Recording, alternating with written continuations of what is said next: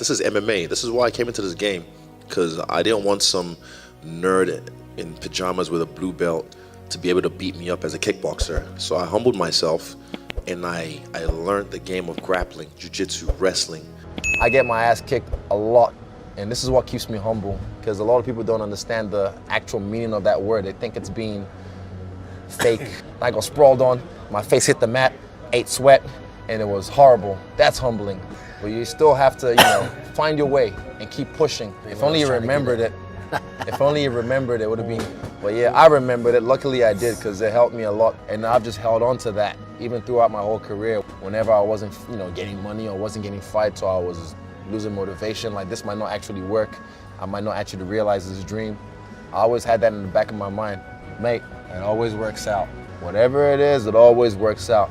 And I've just ran with that for years. There's too much on the line for myself that I put that pressure on myself, that I make sure I can't lose and he can't win.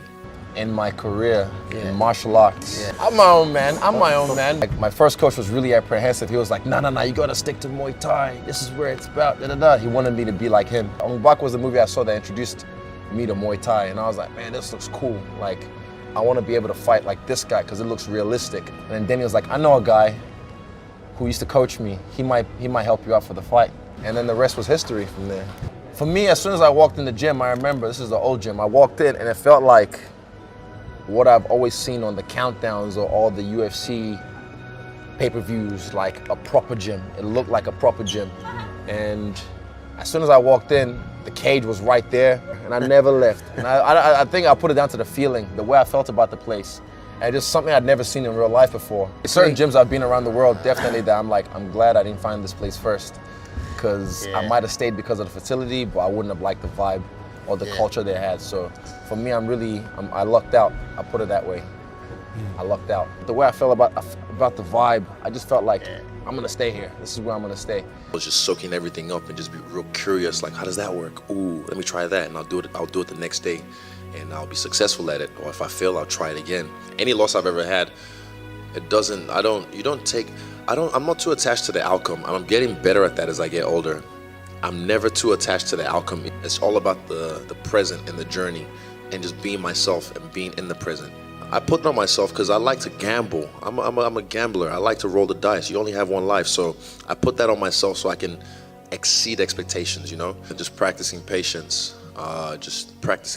Because, you don't want to get excited too quickly. I have high standards, let's just put it that way. I bring so many different looks to this company, even without trying. That's the thing. Thing I want to know is, what's my value to the company? You can't undersell my value. If you are, you're kidding yourself. And I look forward to, this effect trickling down to the rest of the fighters. It's only going to be great for the company. But yeah, just give it time. I'm a guy who crosses over into the mainstream so easily, and I have this appeal that I know I've got that it thing. The rules don't apply to me.